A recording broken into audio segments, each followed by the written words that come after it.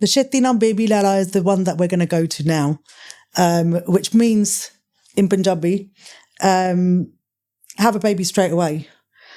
This subject has been requested, actually, that I speak about a pregnancy and after getting married, especially in Indian ladies.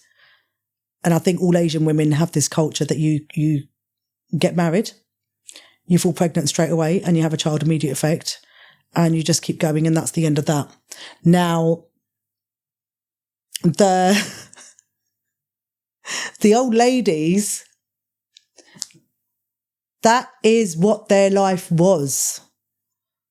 They didn't do anything else. Like, they didn't have a life how we have now. Like, you want to see the world, you want to travel, you want to do things. And I think there's a lot of offence that gets taken over the aunties and the grannies saying, come on, we're waiting.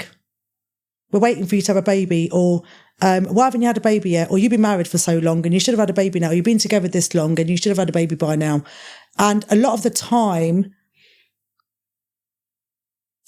it's upsetting for people involved. Like, if they've been married a long time and they are trying to have a child, they don't actually think that you've been trying all that time. They're only seeing what life you've been going on the surface. And I think a lot of the time there's a lot of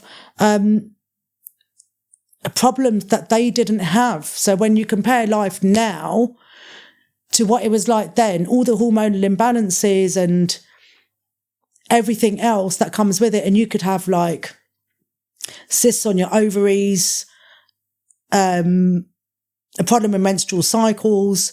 They didn't have any of that. They didn't have any of it. They got married, slept with their husbands on the wedding day. I can't believe I'm saying this. 2 weeks later, they were already pregnant.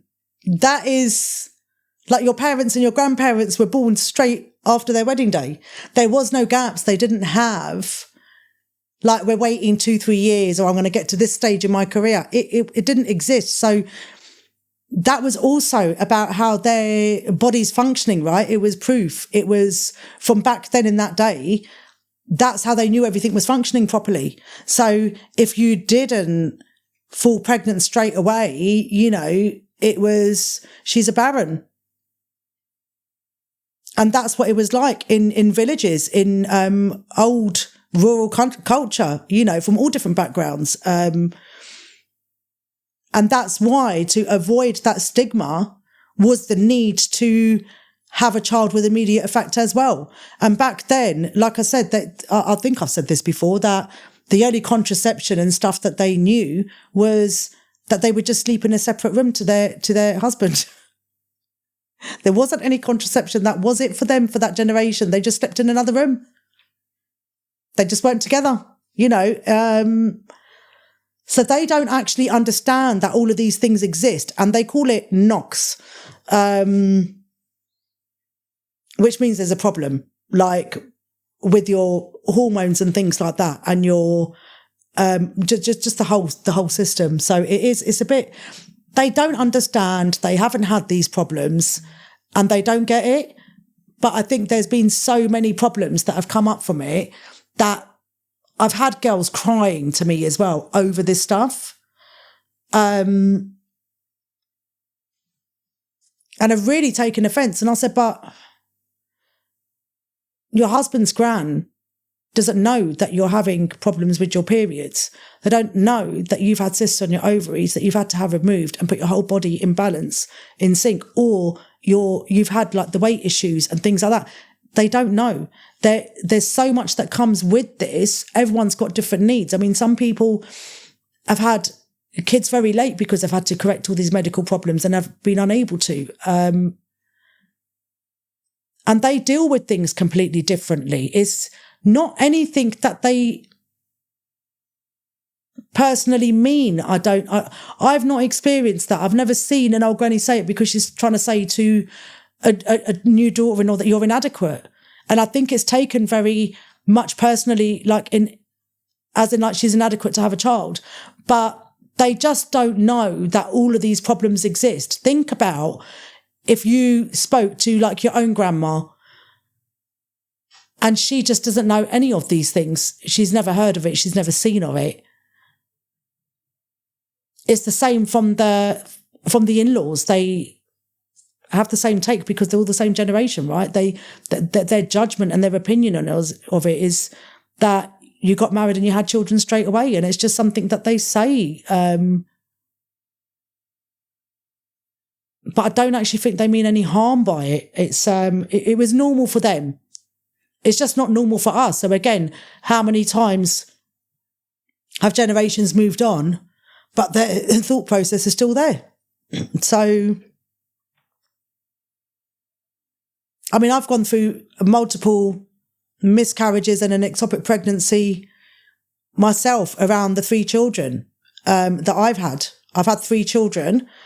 I've been pregnant 9 times. Wow, it's quite a bit. Wonder what would happen if I had all those 9 children. That would have been fun. But yeah, they and I remember when I went through things and like miscarriages and things and ectopic pregnancies and that, and I didn't even know what that was. I didn't know. And then you become a high risk for ectopic pregnancy, so you've got to be really careful. And I think they don't. I remember my mum saying to me that get pregnant straight away, and I was like, Mum, like, how can you just do that? Like, if you've miscarried, like clearly your body needs to heal. And she's like, that's the best way. She's like, I know you need to heal 5-6 weeks straight away, bang, and you'll end up with another baby, because that is what they knew. That was their way of dealing with it. I didn't sit there taking offence. I mean, my mother-in-law was a bit, she was very shy about these things, I would say. That's the only way I can describe it. She would never say anything. She would just say, I'll pray for you, like, to bless you, to recover quickly, and don't worry about it. It's all right. It doesn't matter. It's whatever God's will is. She would have those words, and then I'd have my mum would say, well, chop, chop, you need to try straight away again. But if I sat there crying about it, I wasn't going to get anywhere. It's not personal. I think it's insecurities within ourselves that when we do start taking offence or we start getting upset by these things, it's insecurities within ourselves that we need to deal with. There is a way of dealing with them. I mean, I didn't have children until after 2.5 years of being married, and that process hadn't started for me then. I had a few say, why haven't you had kids yet? And I'd just say, well, when it's time, it will happen. And I said that they would just do the praying hands, and that was the end of that. And I said, when you start going, why are they saying that to me? Then it's the dramatics. They don't know. They just don't know. And even half of these health complications that you may have, they never even knew they existed. I mean, it was a funny comment that my mum once made about menopause. And she was like, you lot create these new diseases from I don't know where. She'd never even heard of it. Do you get what I mean? And me and my cousins just sat there looking at each other, and she said, did she just say, I said, yeah, she did. She actually said that we've just created and she said, oh, that's funny. You create all these new diseases from somewhere and no one's even heard of it. She didn't even know what menopause was. So who are we actually, why are we, look at life from their perspective, from what they're saying. They don't mean to hurt you. They don't mean no harm by it. It's just something that was part of their life. And I'm a thorough believer that you will have as many kids as you're meant to. You will have them at the time that they're supposed to. Life and death is a cycle that we can't predict when we come, and we can't predict when we go. So it happens when it's the right time. But I think stressing yourself out and focusing all your energy and getting so upset about something that an old granny said that she didn't mean anything by, or doesn't understand your perspective and won't even understand anyway, not even one of the medical problems out there. The only thing they will understand is whether you don't have a regular period. And they'll say, oh, so she doesn't get periods. Oh, that's the problem. It's not. To them, it's just as simple as that. We're just taking offence for no reason. Getting wound up and upset about it. They genuinely don't mean it how I think it's taken from the people receiving it. And you can really upset yourself over it, or you can laugh it off. It's a choice.